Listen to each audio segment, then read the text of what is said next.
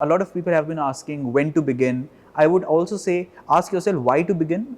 At least read a couple of books by bureaucrats and understand what the job is. It is a highly uncertain examination. A few days ago, I did not know if I will be employed or unemployed. I had an advantage in answer writing that because I am from humanities, so I knew how to write answers. The ability to articulate would have played a certain role. My speed of answer writing is fairly good. That was an advantage. So it depends what is your background, what is your articulation ability at that point in time. It's a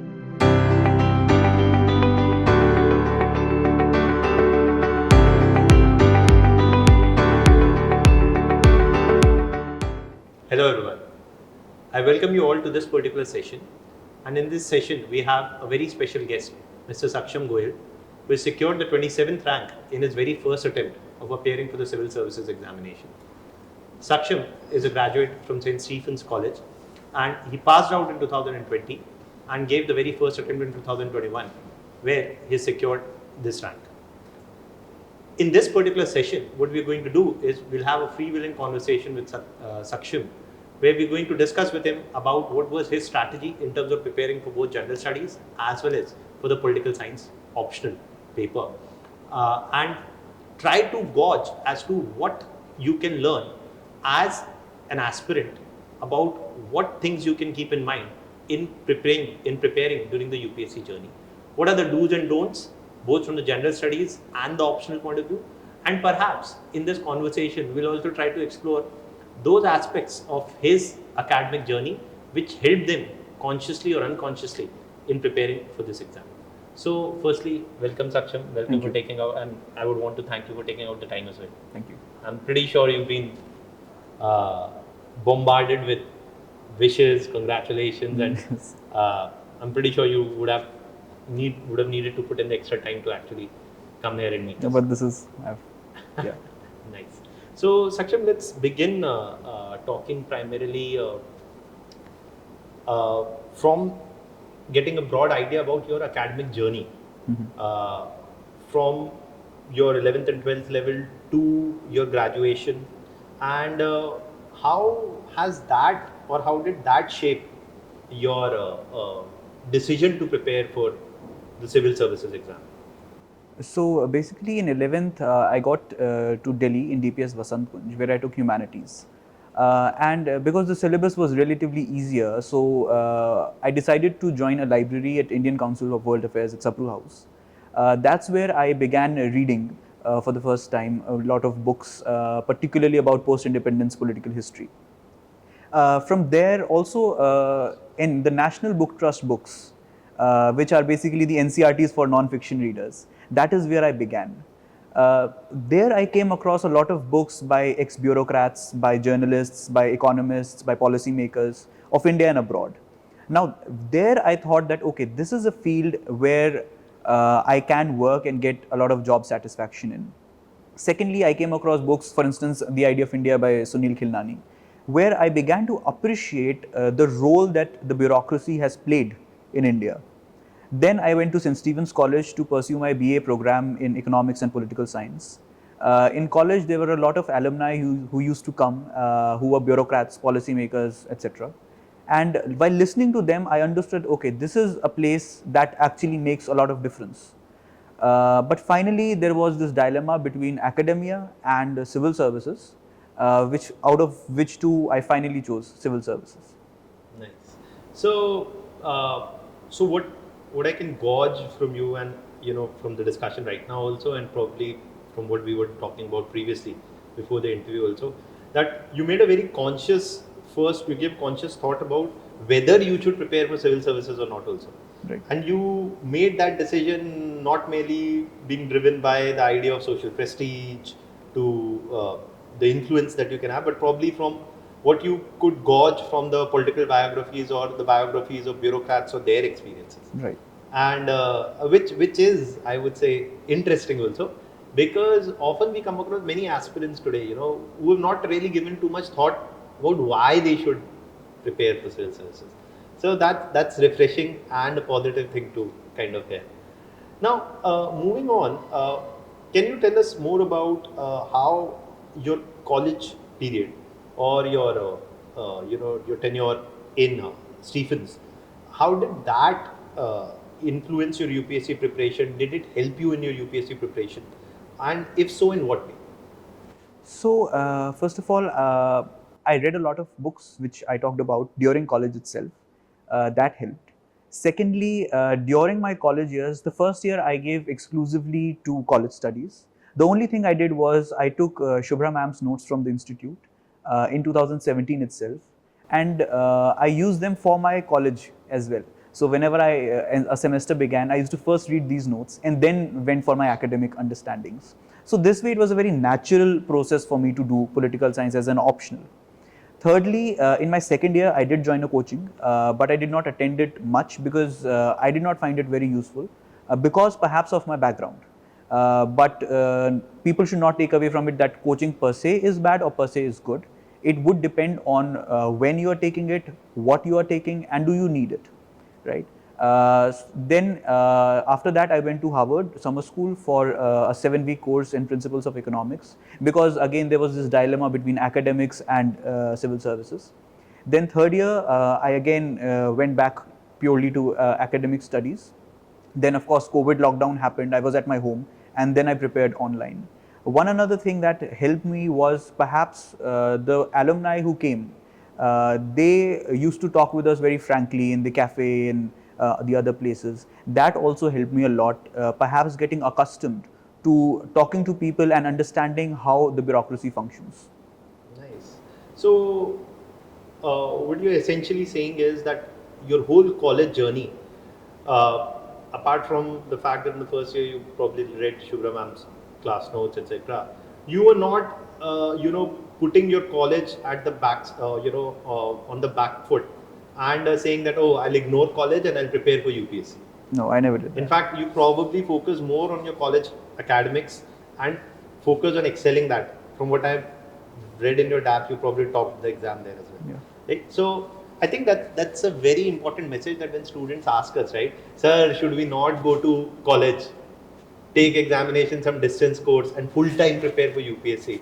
Probably you are a good example of how, if you do your college properly and use that time of going to a good college like Stephens, probably that will enrich you in so many ways that will help you in preparing them. Additionally, I would say one more thing, that during my college years, one additional thing that I did was I read the syllabus properly. I saw a lot of topper talks actually, and I saw the question papers. So once I'm done with that, then I also read the standard textbooks to understand what is the process, what I would go through, right? For instance, the traditional texts of Lakshmikant and Spectrum and all of that. So that I get an idea. So when I take the plunge, if I take the plunge, then I can just go for it without having to wander about. True. So, what you're also saying is essentially that, while you were in college, you did go about reading some of the standard texts on your own. And also because you were doing your BA, where you were anyways reading the basics of political science, to Right. economics, to history, Right. to all of those things. So that would seamlessly merge Yes. eventually into your UPSC Yes. preparation. So I think that's an important thing to add. And I think then it wouldn't be an exaggeration to say that your BA journey in Stephens created a very smooth launching pad for you while you were if you were to take the plunge in Right. UPSC. You weren't coming after passing from graduation with no idea of history, politics, economics. No, no. In fact, a fairly good A idea. fairly good idea. Yes. So I think that's the solid foundation on which you eventually then in 2021 when you gave the exam, so you were given 1 year of full preparation. Yes. So 1 year of full preparation Yes. following college, and then you gave Because the I exam. graduated in 2020 when I couldn't give the exam Yeah. because of being underage. Underage. So I gave it in 2021. So 20 you passed out, Yeah. 20 years of age, Yeah. and then probably 1 year of full disciplined Yeah. preparation, and then Yeah. you made the cut. Great. So now that we've gone through this initial discussion, let's now first talk about general studies. In terms of general studies, what do you think is firstly the role of answer writing? More importantly, when should students begin answer writing preparation for GS? That's one question the students often ask us, sir, when should we start answer writing? So what was your experience and how did you go about the whole process of answer writing for general studies? So for me, I had an advantage in answer writing that because I am from humanities, so I knew how to write answers. The ability to articulate would have played a certain role. Secondly, my speed of answer writing is fairly good. That was an advantage. So it depends what is your background, what is your articulation ability at that point in time. It's a different skill set. From prelims, it's a different skill set. In answer writing, I did not go about doing the kind of visibility increasing stuff, but I had a relatively formatted answer with headings and points. But yes, I did certain flowcharts which I had prepared beforehand. I couldn't do flowcharts during the examination that I did.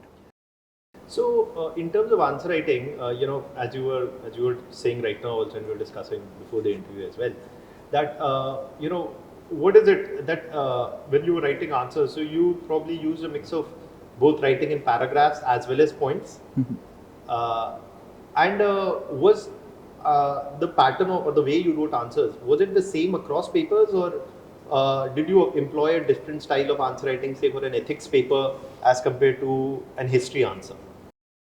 Yes, definitely I did that. Although in the mock tests that I gave, I took a different approach. And because earlier I began with just paragraphs in every paper. Then I got feedback and I went for full-fledged flowcharts in everything, which I was not very comfortable in. So in the main test that I wrote, this was the format: essay, of course, paragraphs, GS 1, 2, 3, introduction, then headings in black, and then points in blue, and points sentences of 2-line sentences, and then conclusion. Sometimes probably in an answer or two I drew maps, but largely no. And I liberally quoted people from the books that I had read, especially in GS paper 2, which was again I was advised against, but I did that liberally, and I think that is why in GS 2 there's a good score. In GS 2 you got 124. 124. In ethics integrity, I think the first section, which is the theoretical section, I went full-fledged paragraph mode. And I did not read anything for that. It was just the background readings that I had, the background discussions I had in my college, etc., that helped me out in that. As far as the section B is concerned, there it was very structured with headings, subheadings, points, and all of that. But there also I resisted from flowcharts and the mind maps, but I did employ them sometimes. As far as optional is concerned, it was paragraph mode again. And one thing that I did was in optional, and I think we'll go to it later, would be that in the penultimate paragraph, I wrote something that would give me an extra edge, which others wouldn't write from my readings of graduation. Great. So, one of the things, so what you're essentially saying from the GS answer writing perspective, there's no such thing that in every answer you have to draw maps or flowcharts or anything, and probably use them selectively where they add value. That has been my experience. That Yes. has been your experience, right? So I think that's an important point because mechanically, students when they ask us, they somehow come with this assumption that mechanically drawing flowcharts or maps in every answer somehow will make your answer more appealing. So I think to that, again, it has to be customized to you. So if you are more comfortable it, for instance, people coming from the science background, they might not prefer writing full sentences because so they might prefer that mode. If they are more comfortable in that, and they can do that. But to my mind, I was comfortable in being in either paragraph mode or proper points. So that's also important, I think, because there's no essentially one way of writing which is significantly better than the other. Right. Okay, so one thing more, I mean, you just mentioned, and I think we're talking about this also. In general studies, you just managed to clear the prelims, right? So the cutoff was 87.5 and you got? The cutoff was 87.54, I got 88.22, which is a 0.68 marks difference. So, and we often keep saying this, that the prelims examination is a different ball game in terms of strategy than the mains examination. So, what do you think you could have done differently, or probably you did not do well, because of which probably, obviously, though in the end everything it turned out to be exceptionally good. But what is it that from the prelims point of view, you think maybe you did not do properly or could have done, or what students can keep in mind? Okay, so number one, I was not comfortable with art and culture, with ancient India, and with medieval India. Oh. So I left all of them. I just attended one lecture of art and culture of 2 hours, and that's it. So I could have done that better. In my section, which was section B, probably the first 20 questions were history questions. So I just got a heart attack there. So I usually went from question 1 to question 100. I had to change my strategy. I had to go in iterations. So probably that was a problematic area. Secondly, I made a stupid mistake. I had thought I'll attempt 90 questions. So I went till 87, and then I said, okay, I have to attempt 3 more questions. I attempted the sports questions and all of them went wrong. So that that was also problematic. Third, I think I didn't have a problem in GS, but I had a problem in CSAT. Was that in CSAT I picked up the wrong bubbles of question 65, I put it in 66, and that way 5 questions were wrong. Although in the end CSAT was very comfortable, but that is also a mistake that people should avoid. So what you're essentially saying is that in the prelims examination, you partly took certain areas very lightly as to not read them at all. Yes. And that may have costed you almost a Yes. year.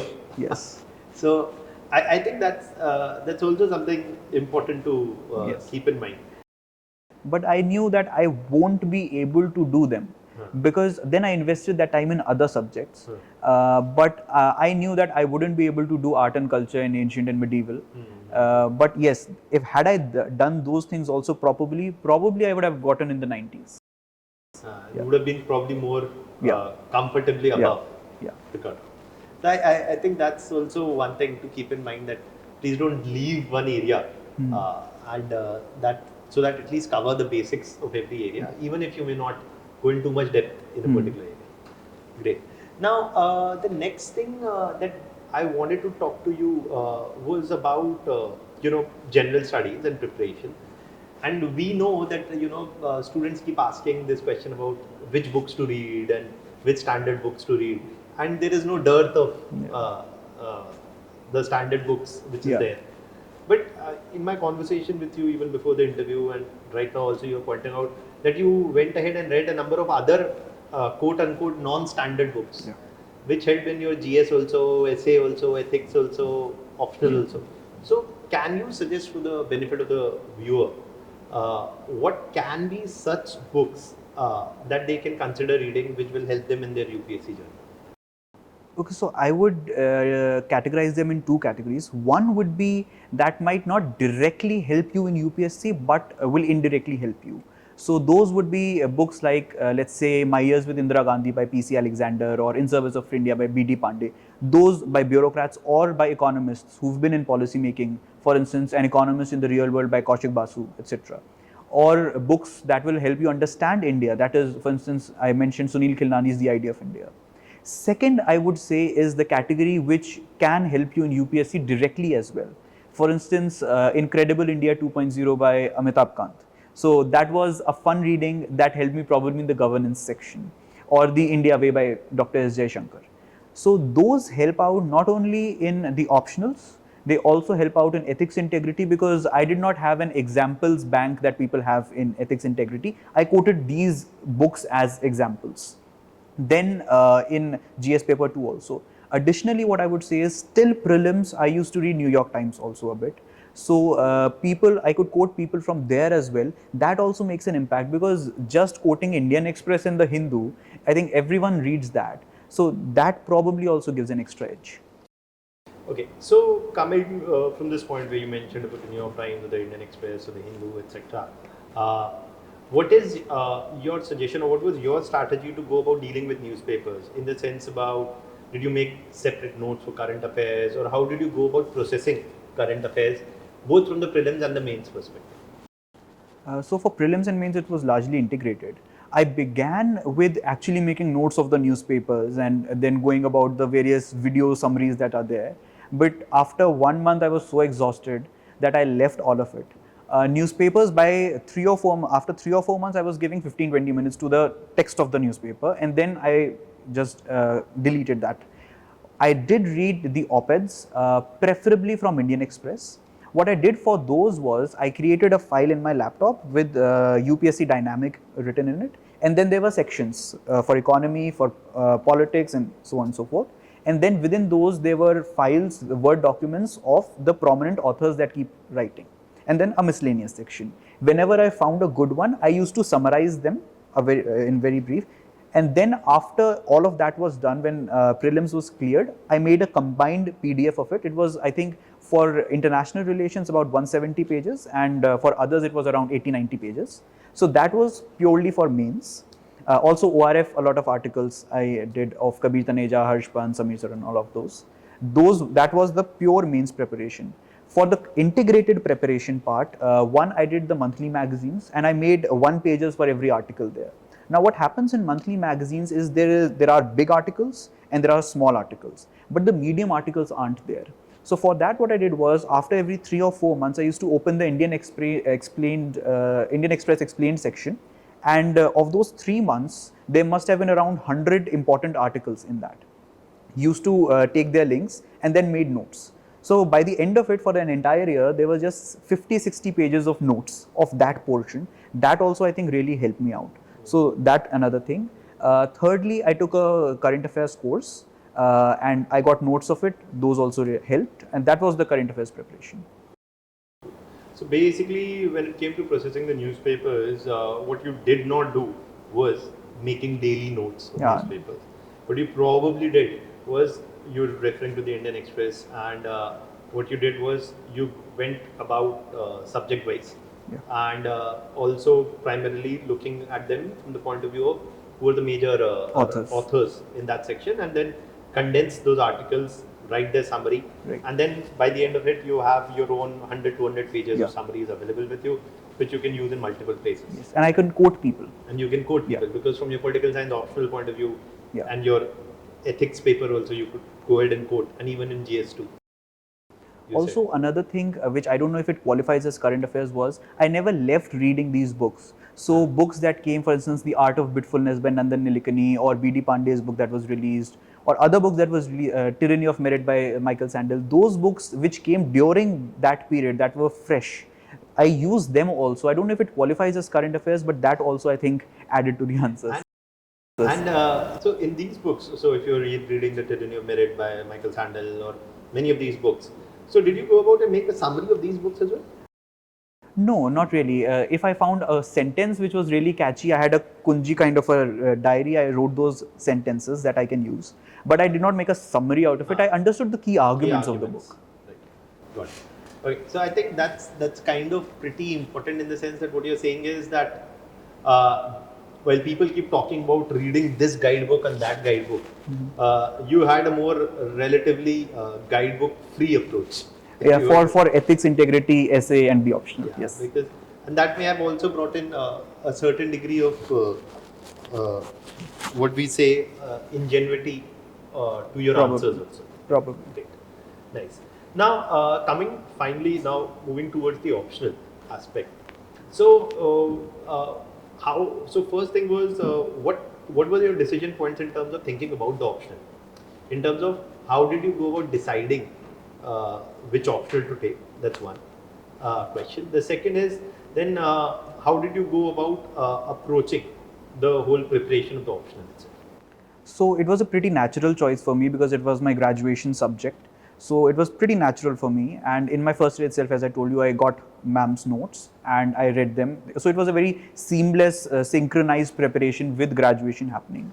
As far as my proper preparation is concerned, so during my college days, after reading ma'am's notes, I used to go to the ICWA library, and then I used to, the entire time, for 5 or 6 hours, I used to search the entire library for the important texts.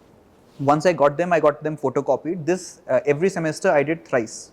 So I had about 1,000-1,200 pages of text, and those I condensed into small notes.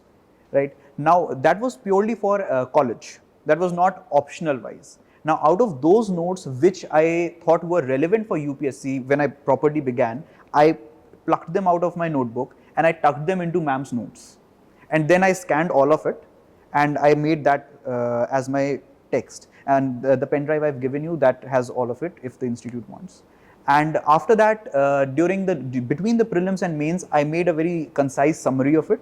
That was around 150-200 pages. As far as international relations is concerned, I told about the op-eds and the summary I made. That was around 170-180 pages. That was the preparation. Nice. So basically, right from the college time, apart from the ma'am's notes, what you did is you used the Supplehouse library. I'm pretty sure a lot of students are wondering what is the Supplehouse library. So for the benefit of the audience, the Supplehouse library is that Monday House, it is the Indian Council of World Affairs library, which is affiliated to the MEA. Yeah. I think. Yeah. So that's there. So it's good that you made good use of public resources to a certain extent. And I think that's what does strike in this conversation with you again and again is that while you prepared for UPSC, it wasn't that you were reading things only from this perspective. UPSC में काम आएगा तो पढ़ूंगा वरना नहीं पढ़ूंगा. Right. So half the notes I had to not tuck it in ma'am's notes was because they were not relevant for UPSC. So you primarily had an organic interest in reading, exploring thought and in political science, yes. In political science and also whatever other developments in the policy sphere as well. I think that's good because when we say if can interest become a part of your professional journey, then that you probably will be a good example of this. Okay. Great. So what in your mind would be the suggestions, a couple of suggestions you would give to people who are preparing for this exam to summarize the whole interview, and probably what are the words of wisdom you would want to share with aspirants about what things they should do or they should not do in their preparation journey from your experience or from the experience of others, fellow students that or aspirants that you've seen prepare and succeed in the exam? One, it is a highly uncertain examination. A few days ago, I did not know if I will be employed or unemployed. And in prelims, I was just above the cutoff by 0.68 marks. So it is a highly uncertain examination. Secondly, it takes multiple skill sets. So prelim skill set is completely different from mains. Someone who could not clear prelims could have been the topper, right? So it takes a lot of skill sets. You need to work on that. Transitioning between those skill sets will be a difficult task. Thirdly, I would say that a lot of people have been asking when to begin. I would also say, ask yourself why to begin. At least read a couple of books by bureaucrats and understand what the job is. Don't just go by the image of the collector sahab ka, because that is an image that will fade away. Collector is probably just 4 or 5, 6 years into the process. So understand what the job is. That's where you'll get the motivation. Once you are done with that, understand the process of the examination, how it is to be done. Take the plunge in and then work with not a Panchvarshya Yojana, but with a dedication that this is the year it's going to be, but also keeping in mind that it is so much based on luck, it may take 2, 3, 4 attempts.